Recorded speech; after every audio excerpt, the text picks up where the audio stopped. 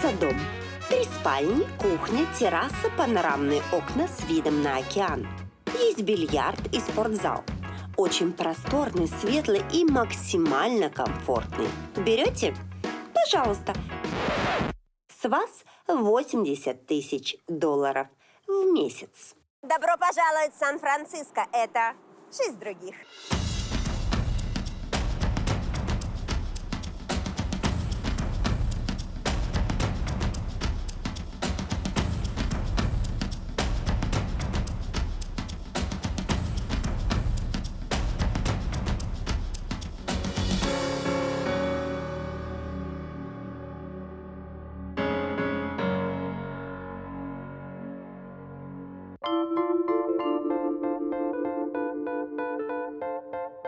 Свободные нравы и высокие технологии, хиппи и стартаперы, тысячи бездомных и столько же миллионеров. И вы спросите, как это все может уживаться вместе в одном городе? И я вам отвечу, понятия не имею, но сегодня мы это все и узнаем. Если бы я родилась в Сан-Франциско, то, наверное, родилась бы в семье Аарона и Калин. Арендовала бы небольшую, но уютную квартирку за каких-то $5000 в месяц и растила бы 2 маленьких детей. А может, я снимала бы дом по соседству за $80 тысяч в месяц. Тогда я жила бы как Питер, Джулия и их 6 детей. А если бы я была как Фрэнк, то детей бы у меня была добрая 100. Ну, правда, не моих собственных, а на воспитании. На воспитании силы духа и характера. Ведь я была бы лидером бойскаутов.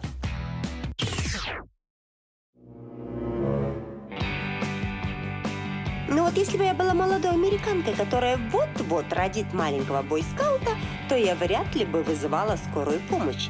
Скорее всего, я бы просто позвала мужа, который отвез бы меня в роддом на своей машине.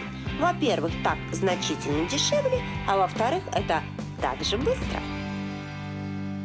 Когда в Сан-Франциско женщина понимает, что пора рожать, она распечатывает вот такую, видите, бумажку, видите? Садится в машину, и никто ей не может препятствовать для того, чтобы она ехала быстро в роддом. Гони! Давай!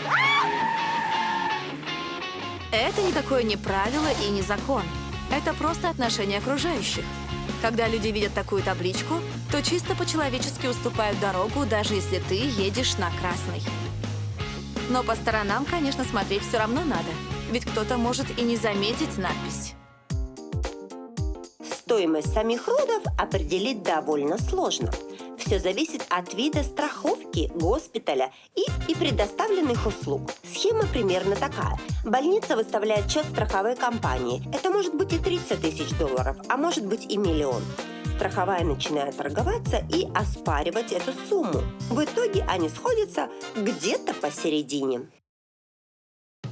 Нам после родов больница выставила счет в $75 тысяч.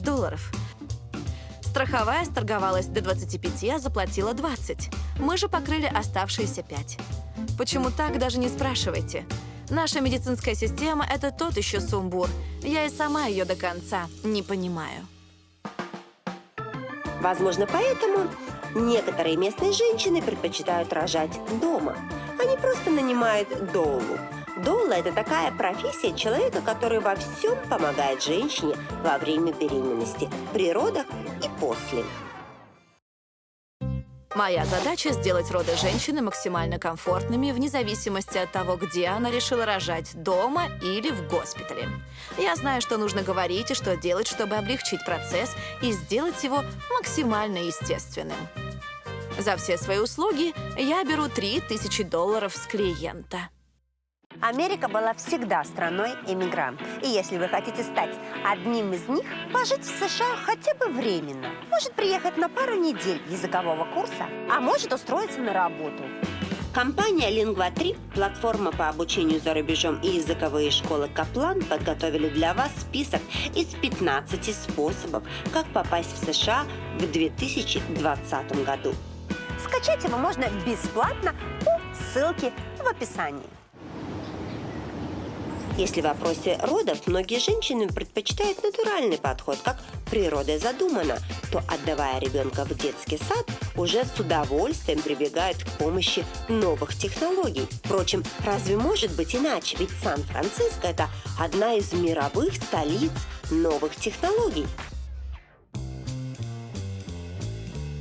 Ой, ну что, вот так вот родители приводят своего ребенка.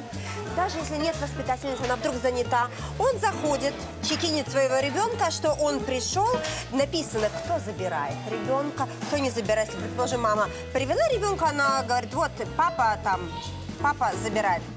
Пишет свой код, который знает только она, и все. Кроме того, в течение дня родителям на телефон постоянно приходят фото и видео отчеты о том, чем их ребенок занимается и как проводит время в саду. Ребенок заходит сюда в садик, вот тут его шкафчики, тут он переодевается, тут же его и сменка лежит, и все. Тут попил водички или захотел, посмотрите, какой туалет. Я в шоке. Вот посмотри, что за туалет такой. Во-первых, тут, видишь, чтобы смывать воду, даже не нужно прикасаться к сенсорные штуки. Видишь, что ребенок так руку поднес, все смылось. Сюда руки поднес, вода полилась. То есть бедные дети, они не знают ни как смывать унитаз, ни как включать кран. Как им жить в нашем суровом мире? Ой, хоть салфеточку можно самому вытащить. Вот это интересно. Так, идем смотреть, что еще тут есть. Государственных детских садов в Сан-Франциско очень мало. Основная часть частные. Стоимость варьируется от $500 до $4000 в месяц. У нас стоимость как раз посередине – 2100. В детсад берут с 2 лет, а если ребенок еще не умеет ходить на горшок, то не беда. И ему без проблем поменяют памперсы.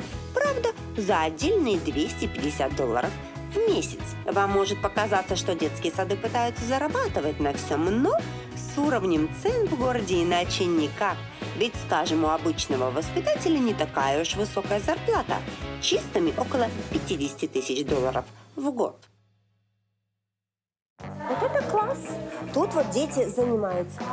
Сейчас у них, видите, музыкальные занятия. На от 6 до 12 человек 2 преподавателя. Но если кто-то из родителей вдруг хочет побыть со своим ребенком, он тоже спокойно может посидеть, посмотреть. Вот видите, вот тут он преподаватель 1, преподаватель 2, 3. И родственники со своими детками сидят и улыбаются. Если ребенок ходит в сад на полный день, то его приводят в 8 утра, а забирают в 6 вечера. И, кстати, родители здесь, очень стараются не опаздывать. Нужно забрать ребенка из садика ровно 18:00, потому что если ты опоздаешь, ты будешь платить $5 за минуту опоздания. И, пожалуйста, пусть твой ребенок хоть ночует здесь. Плати, он тут будет тебя ждать. 1, 2, 3.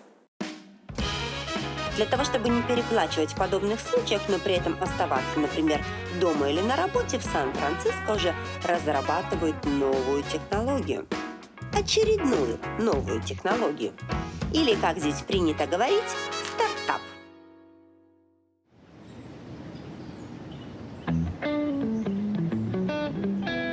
В Сан-Франциско уже проходит тестирование машин, которые могут ездить без водителя. Вот видите, человек сидит, но он просто для красоты. Просто для красоты.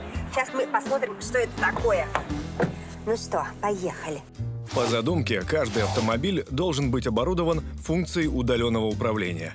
Например, если вам нужно отвезти жену на шопинг или вернуть друга с вечеринки, то вы можете просто активировать функцию и удаленно управлять автомобилем со своего девайса. То есть получается, что это не вы и все нажимаете, да? А ноги где у вас? Где у вас ноги? Рядом с педалями. То есть, в принципе, вы можете выйти, я могу и без вас покататься, да? В принципе, да. Но я не хочу, лучше оставайтесь, короче говоря. Как интересно. Ну как, машина и машина. Но очень удобно. Например, погулял на дне рождения, и тебе не нужно вызывать такси. Сел, спокойно в своем состоянии машина тебя везет. Надо тебе накрасить губы, что-то сделать за рулем. И никто не скажет: дура, куда ты едешь? Ну, я приехала в аэропорт, забрал свой чемодан, пошел, а машина сама поехала на парковку. Ну ведь удобно же, ребята. Но пока немножко жутковато, честно говоря. На подобных разработках в Сан Франциско можно зарабатывать миллионы и без высшего образования. Каждый второй здесь мечтает придумать удачный стартап и продать его крупной компании из Кремниевой долины. Ну, или хотя бы устроиться туда на работу. И, честно говоря, я понимаю, почему. Ведь из школы ты попадаешь обратно в детский сад. Только теперь тебе за это платят.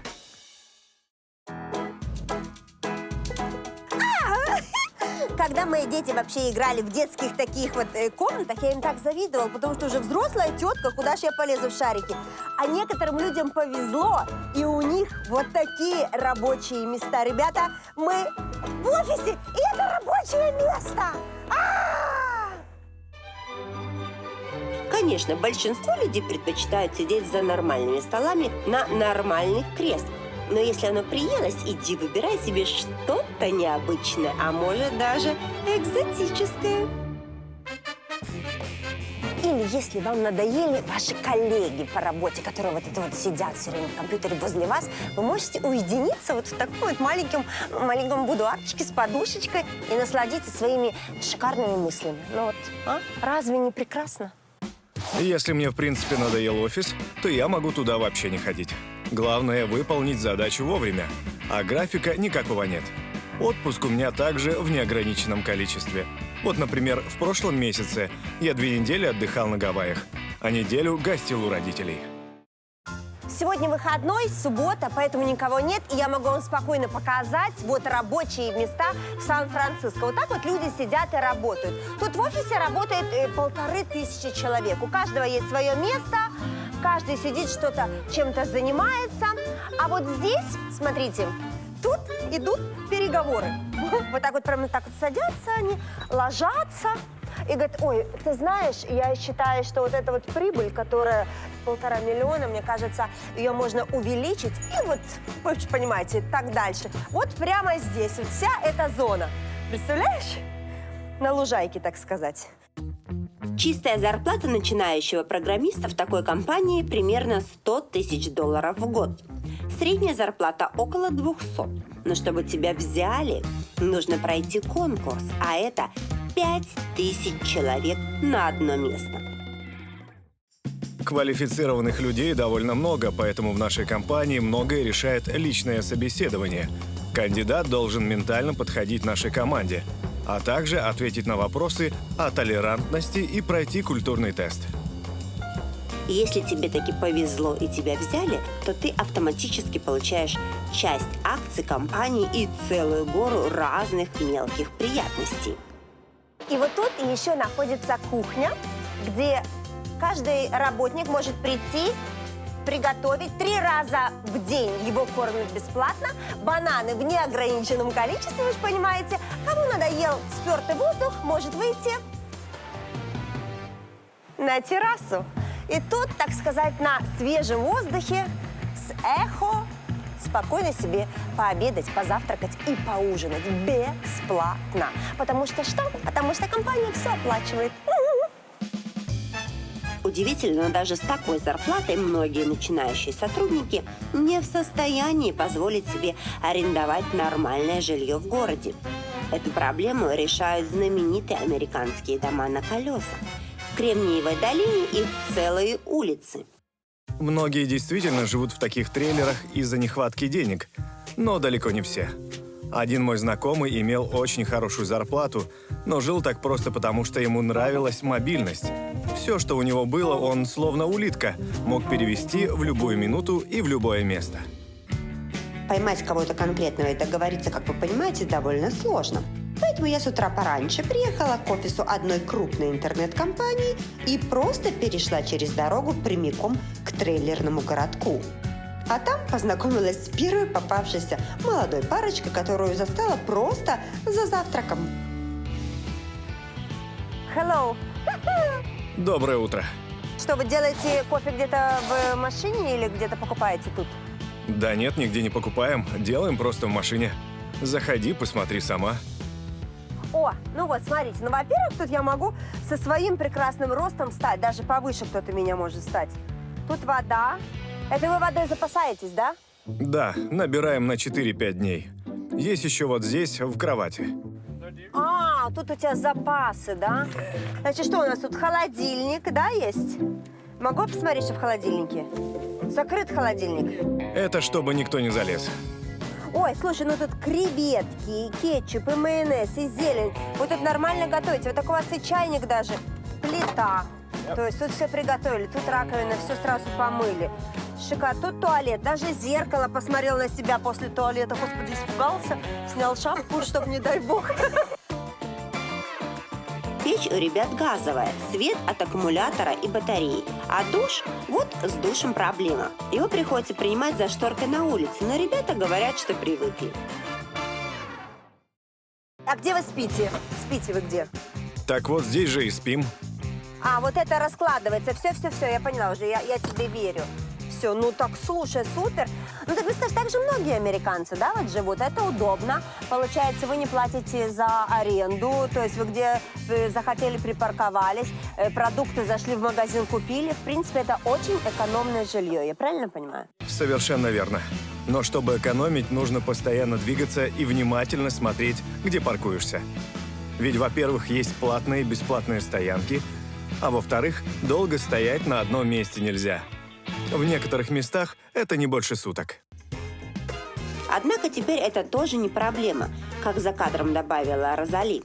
Для поиска удачного места парковки такого дома уже существует целый ряд приложений для смартфона. Ну кто бы сомневался, разве в Кремниевой долине могло быть иначе? А сколько такая машина стоит? Эту я купил за $5000. Ну это ты же ее купил, получается, не новую, да? То есть вот в таком состоянии, или ты ее еще ремонтировал? Нет, конечно, она БУ. Ей уже больше 30 лет, поэтому и такая цена. Я еще здесь много чего ремонтировал. Для меня такая жизнь, честно говоря, выглядит не очень комфортной. Я вижу разве что один плюс. Когда придет время отдавать детей в школу, то возить их туда можно просто на своем доме. Обязательное среднее образование в США начинается с 6 лет. Все государственные школы бесплатные, но многие родители отдают детей в частные. Основное отличие в том, что в частных школах больше учителей и меньше детей в одном классе. Все остальное зависит от конкретной школы. По части внутренних правил в местных школах полная свобода. У одних есть форма, у других нет. У одних спортивные факультативы после уроков, у других творческие. Да, собственно, и самих уроков это тоже касается. Система среднего образования в США довольно гибкая. Любая школа предлагает очень широкий список разных предметов, а каждый ученик уже сам подбирает для себя приоритетные.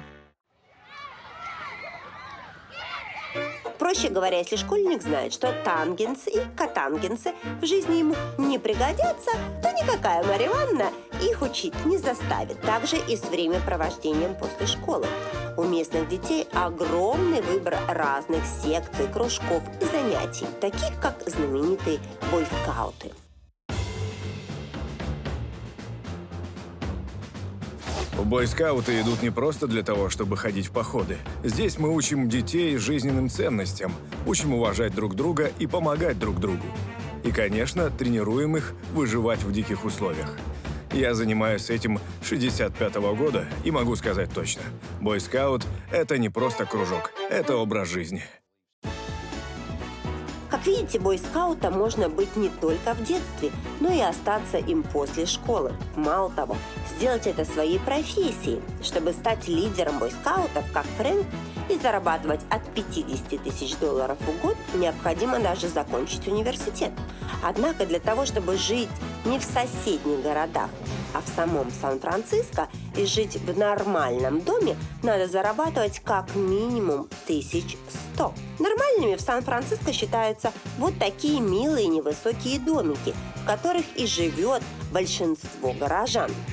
Но из-за высоких цен почти каждый из этих домов разбит на несколько квартир. По сути, одно окно – это одна квартира.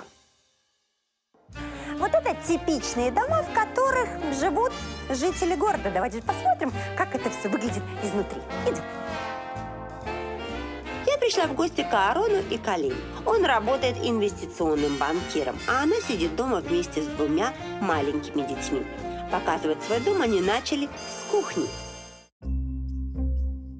Ну, вот прям кухня – это сердце дома, я вот так скажу. У вас она очень уютная на самом деле. Кто у вас тут больше проводит времени, ты или муж?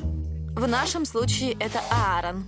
Да, готовлю в основном я. Серьезно? Неожиданно. Хорошо. Ребят, подождите, а я, знаете, что хотела спросить? Прошу прощения, что вы готовите? Знаешь, мне просто мне это заинтересовало. Что можно готовить в этой кастрюле? Она же, в принципе, я в ней целая могу поместиться. Что вы в ней готовите? Чаще всего куриный суп. И еще тефтели.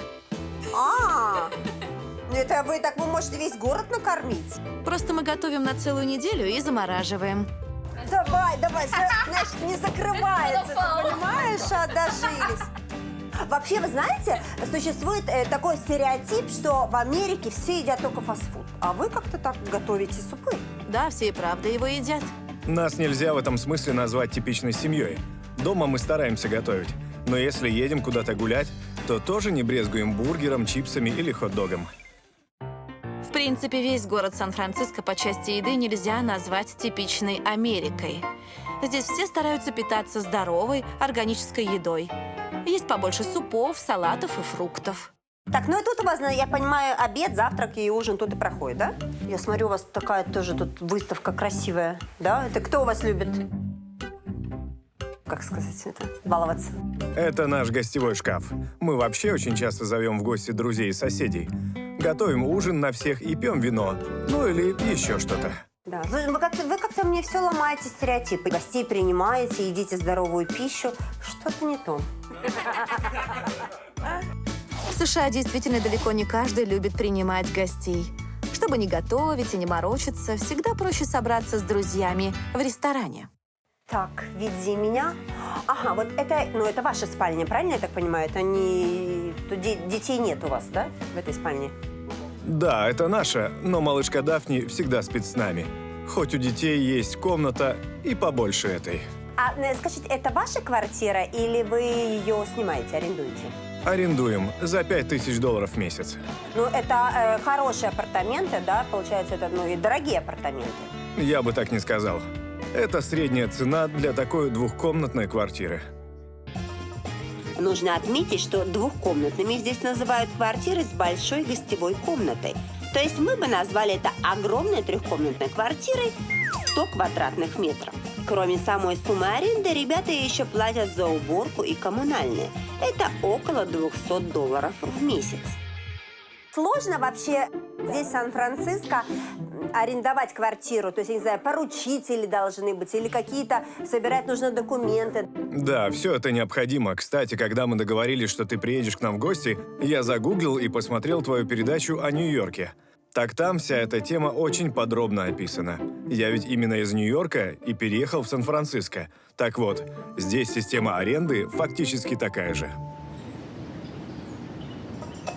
С бюджетами и формальностями бытовой жизни все ясно. Но вы же знаете, есть еще тема, о которой я не могу не спросить.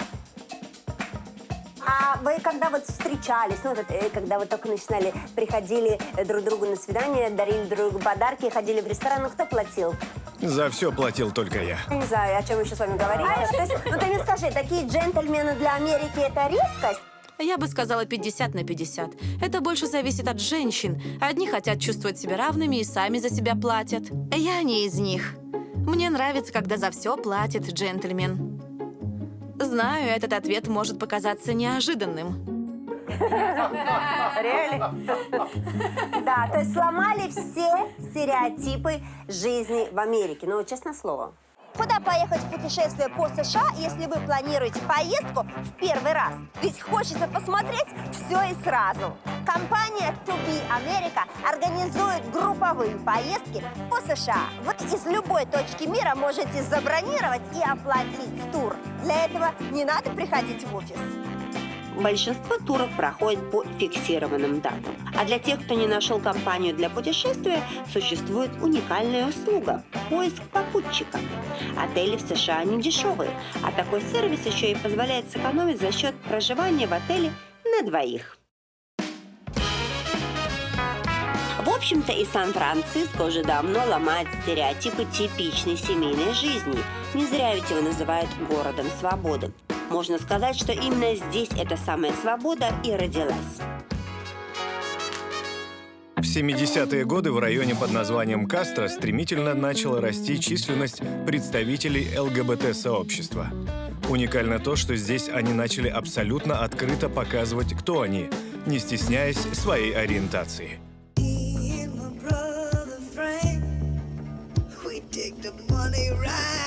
С тех пор район Кастро, как весь Сан-Франциско, считается символом борьбы за права и свободу геев.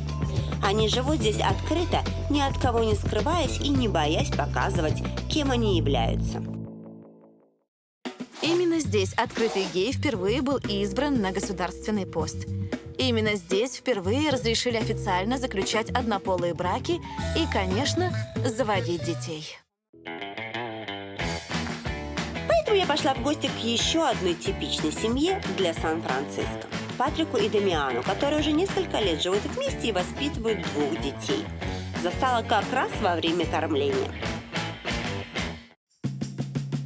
А что за смесь? Чем ты кормишь его? Это обычная органическая смесь для малышей. Слушай, ну это же так, мне кажется, так сложно иметь 2 детей такого, такой небольшой разницы. 2, а ему 7 месяцев. То есть вы, наверное, ночами вообще не спите? Или у вас есть няня? Нет, нету. С детьми сижу я, а Патрик в основном на работе. А где вы познакомились? Это было 10 лет назад в баре в районе Кастро. А в 2015-м мы поженились. Ничего себе! А у вас была, официальная церемония бракосочетания или как? Или вы пошли к священнику? Официально мы просто расписались, а венчала нас травести дива. Это была больше театральная церемония ради веселья и хорошей вечеринки. Гуляли целых 3 дня, а гостей было около 100 человек. Так, со свадебными делами разобрались, теперь интересно спросить по поводу детей. Вы их усыновили или вы использовали суррогатную мать? Суррогатная мать. Это наши биологические дети. Когда делали первого, мы оба одновременно были донорами, чтобы непонятно было, от кого будет ребенок. Он получился от Дамиана, поэтому второго уже сделали от меня. А вот это да. А слушайте, а разве вам в Америке разрешено суррогатное материнство официально? Да, но законы отличаются в зависимости от штата. В Калифорнии они, пожалуй, самые прогрессивные. Но все равно надо 2 женщины. 1 донор, а 2, собственно, суррогатная мать. Сделать ребенка с суррогатной матерью – это очень сложный, долгий и дорогой процесс. Надо заплатить юристам, медикам, сделать для всех страховки. Нам это обошлось примерно в $200 000 за ребенка. Но что поделать, ведь иначе для нас это невозможно. А скажи мне, пожалуйста, а вы знали этих женщин или вы вообще их не видели? Система такая, что мы выбираем друг друга. Мы смотрели на женщин, а женщины на нас. Но выбрали довольно быстро. Нам просто было неважно, какая у нее раса или цвет глаз. Главное было здоровье и генетика.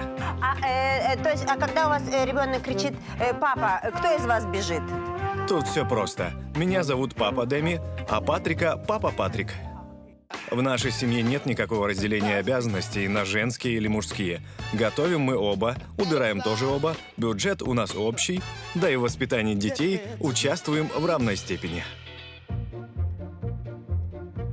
Скажите, а вот когда ваши дети подрастут, пойдут в школу, будут ходить со всеми детьми, и у них спросят, а где ваша мама? Вот вы готовите своих детей вот к этому ответу, что они должны сказать? Если спрашивают при мне, я говорю, я их мама. Мы готовим их к тому, что мир разный, и люди в нем разные. У кого-то 2 папы, у кого-то 2 мамы, у кого-то 2 папы и мама. Вариантов очень много, и все это нормально. Я ведь и сам раньше был женат на женщине. Но правду мы от них не скрываем и никогда не будем. Мы скажем, как есть, что жизнь, она такова. А скажите, вот Сан-Франциско действительно это город свободы? Или все-таки тут есть какие-то рамки, в которых вот людей зажимают? Гомофобия есть везде, даже в Сан-Франциско. Но в целом это, конечно, самый открытый город. Его жители относятся к ЛГБТ абсолютно положительно. Вот так, даже в самом толерантном городе на Земле толерантны, к сожалению, не все. Но, тем не менее, каждый, у кого я спрашивала об этом лично, открыто отвечал мне, что у него есть друг гей. Конечно, у меня есть друзья геи. А почему вы спрашиваете? У меня очень близкий друг гей, он часто присматривает за нашими детьми. Недавно у меня были клиенты геи. Отличные ребята, до сих пор общаемся. Мои соседи живут в однополом браке. Мы часто ходим друг к другу в гости. Раз уж пошла такая тема, то будем ломать стереотипы и дальше. Еще одним из них является то, что сейчас Сан-Франциско – это город программистов, разработчиков, ну и всяких прочих айтишников. А ведь в самом центре города трудятся еще тысячи простых рыбаков.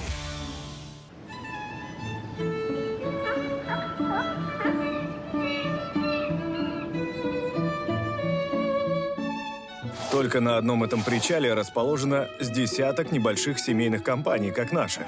Мы ловим рыбу, обрабатываем и поставляем в магазины, рестораны, на рынки уже почти 100 лет. Чтобы узнать все о живности, что водится в местных водах, и о прибыли, которую она приносит, я познакомилась с владельцем небольшого склада морепродуктов Джо. Джо, то есть объясни мне, значит, вот сюда приезжают, да, рыбаки, привозят рыбу, да, вот на этой лодке, и потом вот куда, в чаны сюда бросаете? Да, здесь мы разгружаем улов. А чаны – это не для рыбы. Это емкость для варки крабов, ведь их нужно варить сразу же. Если сварить краба мертвым, то можно сильно отравиться. Вот это да. То есть должны быть живые, да, они болтыхаться. А скажи, во сколько начинается у тебя рабочий день? Первый работник приходит сюда в час ночи, он отбирает вечерние заказы. К 3 утра собирается отдел продаж, а с 5 утра мы уже принимаем и сортируем товар. Короче, работу склад начинает с часу ночи. То есть, подожди, я не поняла, в час ты приходишь, а ложишься спать ты во сколько? Или ты не спишь? Очень рано. Если мне надо к часу, то лягу в 7 вечера. Если к 5 утра, то часов 8-9. Но работа есть работа, деньги просто так не появятся. Хорошо, но это прибыльный бизнес. Вообще, Сан-Франциско же очень дорогой город. Вот я даже не представляю, вот сколько тут нужно зарабатывать, чтобы нормально жить? Большинство наших работников живут не в Сан-Франциско. Здесь и правда очень дорого. Но прожиточный минимум, конечно, есть даже у начинающего работника. Заработок обычного наемного рыбака на лодке зависит от улова. Но это примерно 50-70 тысяч в год. Причем им же не обязательно жить в дорогом Сан-Франциско, а можно поселиться в любой точке побережья.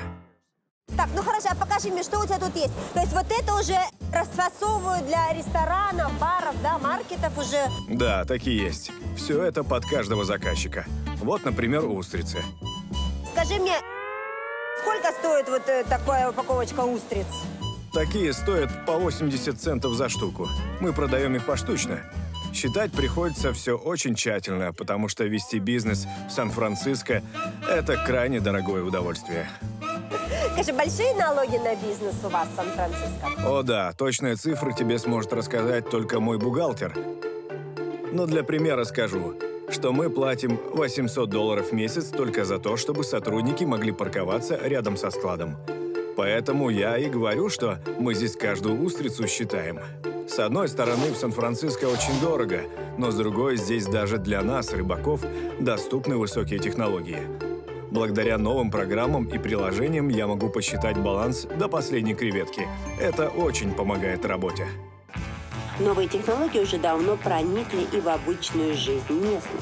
И если, скажем, машины без водителя – это еще разработки, то обычные продуктовые магазины без продавцов – это уже реальность. Чтобы купить продукты, я часто использую приложение на своем смартфоне. Это очень удобно. Во-первых, так гораздо быстрее, а во-вторых, у меня в кармане не болтается килограмм мелочи, которую обычно дают на сдачу. Схема очень простая. При При входе в магазин сканируешь штрих-код приложения, заходишь, берешь нужные продукты и выходишь из магазина, а деньги автоматически списываются с карты. Спросите, как магазин знает, что именно я взяла и в каком количестве? Без понятия. Но на то они и высокие технологии. Цены в таких магазинах, в принципе, такие же, как и в других. Например, сегодня я забежала и взяла себе на обед стаканчик йогурта за $1, салат «Цезарь» за $9 и круассан за 3,5. Что едят и где живут обычные жители Сан-Франциско, мы посмотрели. Но как в одном из самых дорогих городов Америки не взглянуть на то, где обитают люди с достатком выше среднего? Очень кстати, меня пригласили к себе в гости Питер и Джулия, которые живут в огромном доме на вершине одного из холмов города. Очень символично, но дверь в него словно в сокровищницу. О, hello. Hello. Ой, слушай, Бак, это дверь, знаешь, еще такая, это у вас сейф тогда получается, а не дом. Ничего себе дверь. Ага, она, это рабочая дверь или что, она у вас закрывается? Да, вон на ту маленькую защелку. А, это вот тут? А это просто для красоты, да? Да, просто декорация. Как оригинально. Так, ну что, господа, показывайте свой дом. Проходи, это наша гостиная. Приходишь, сразу у вас тут концерт. Кто играет на рояле? Ты? Я играю, и дети тоже. А сколько у вас детей? 6 мальчиков. Да ладно, 6? 6 детей? Где вы взяли столько? Не знаю, в капусте. Так, идемте дальше. Что это? Это лифт? Ну да, у нас дом 4 этажа, поэтому мы установили лифт. Помните, я рассказывала, что в обычном доме в Сан-Франциско одно окно – это одна квартира. Раньше и этот дом был таким, но Питер и Джулия выкупили его полностью и перестроили под свою семью. А это что у вас тут за инсталляция какая-то? Это дверь, а нарисован Давид Микеланджело в новой интерпретации. А как она открывается? Сим-сим. Ку-ку. А, дверь просто открывается так. Здесь спим мы с Джулией и 2 детей. И это пространство у вас сразу идет ванная комната такая, да? Огромная. Так вы тут всей семьей можете душ принимать? Теоретически да. Здесь 6 душей в кабине и электронный контроль. Можно включить все одновременно.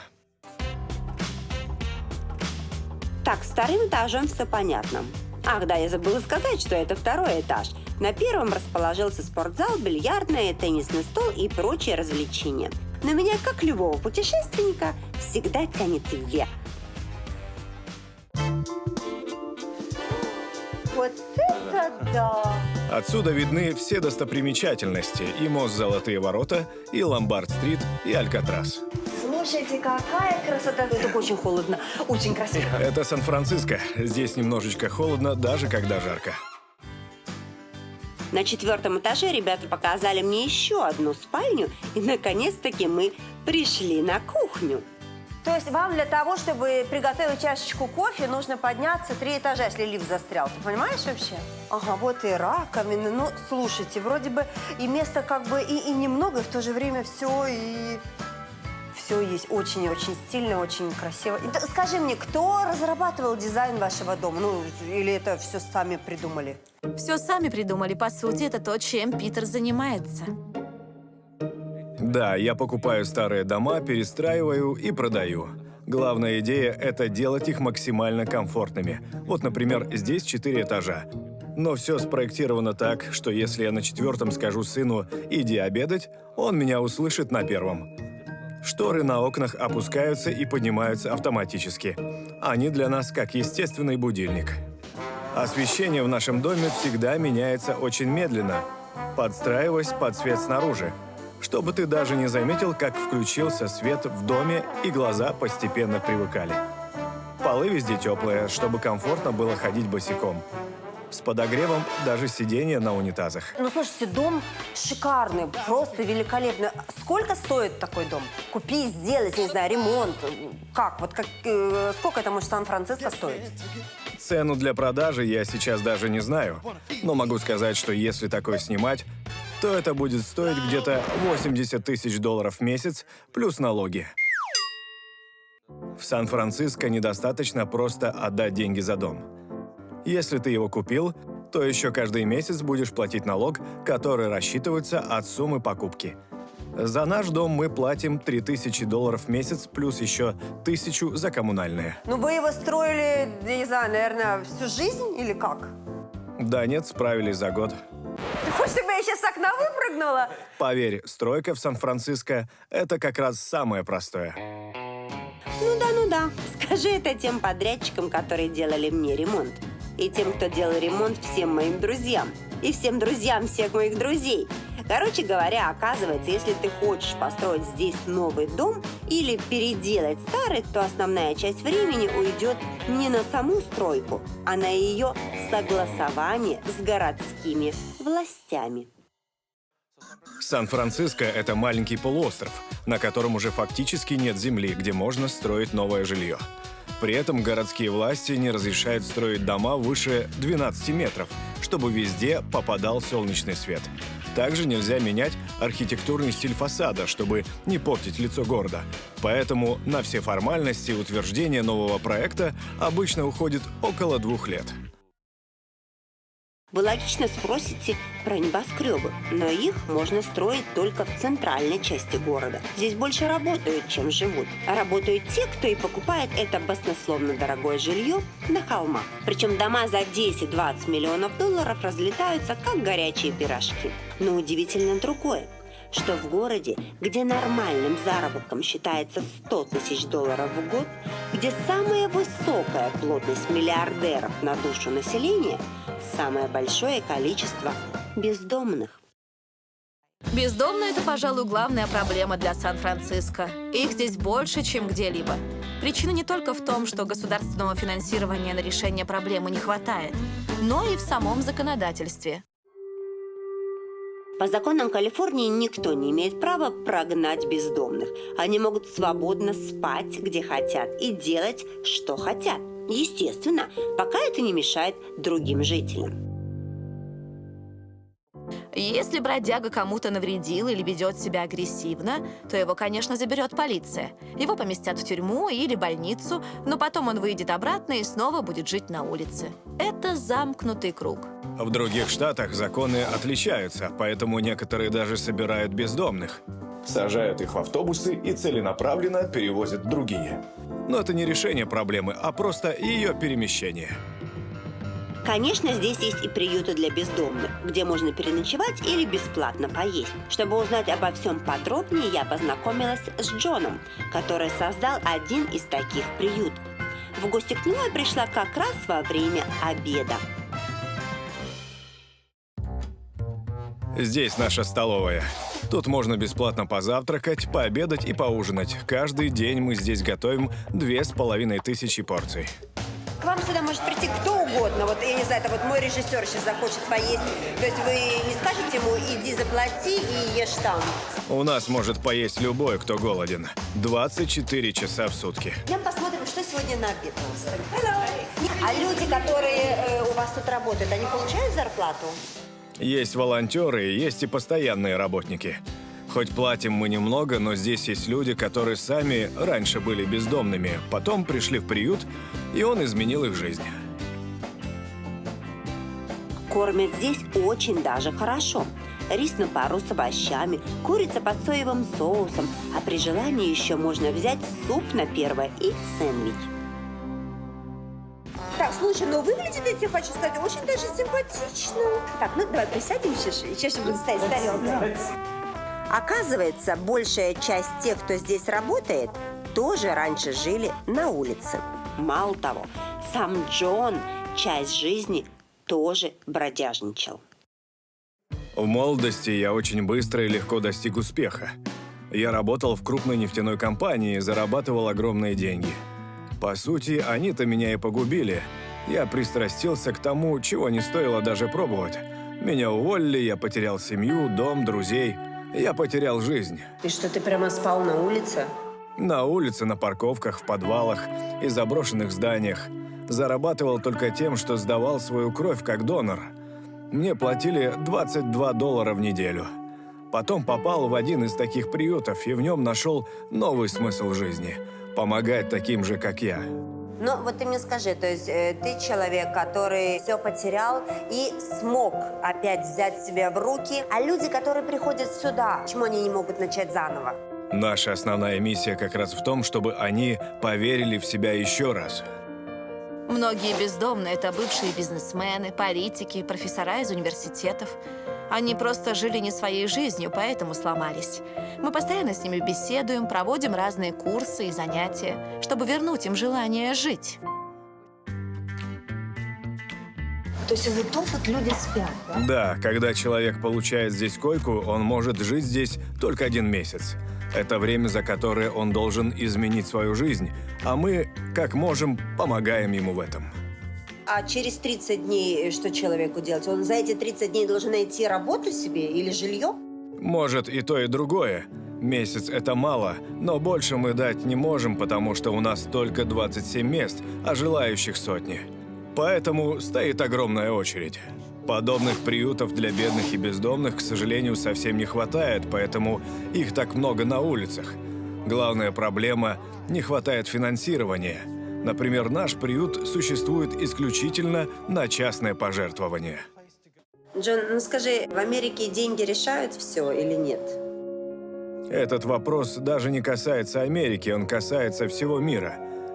Деньги не решают все, но большинство людей уверены, что решают. Поэтому тратят свою жизнь только на то, чтобы заработать как можно больше. Я же считаю, что смысл в том, чтобы помогать людям, а не зарабатывать на них.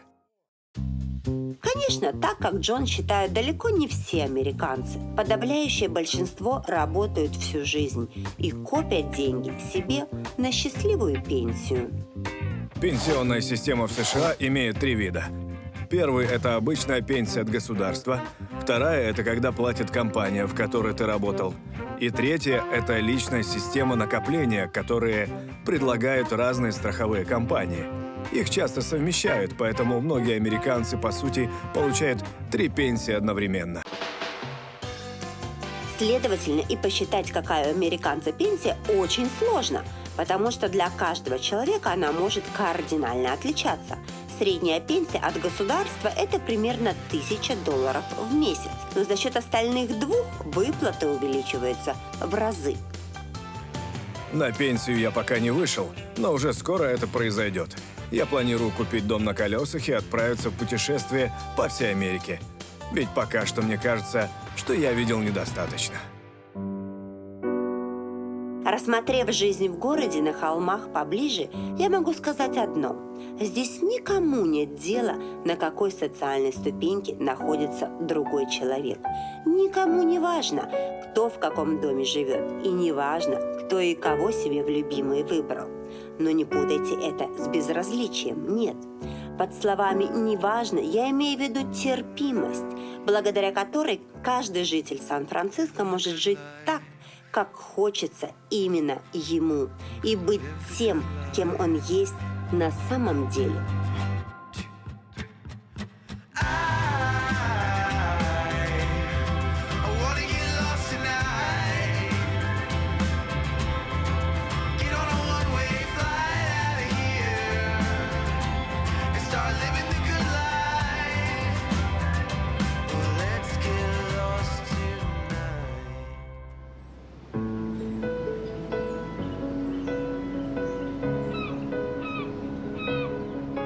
Жизнь в Сан-Франциско словно небоскреб. Сверху живут в дорогом пентхаусе, а внизу ночуют прямо на улице. Но что интересно, что и те, и другие чувствуют себя свободными. Пусть и для каждого из них свобода это. Жить той жизнью, которой хочется. Всегда иметь право выбора. Голосовать за того, кто больше нравится. Быть собой. Чувствовать себя в безопасности. Одеваться, как нравится. Всегда двигаться вперед. Не притворяться тем, кем ты не являешься. Чувствовать себя американцем. Любая чужая жизнь со стороны блестит и переливается, как все тот же небоскреб на солнце. Но внутри прячется настоящая жизнь других.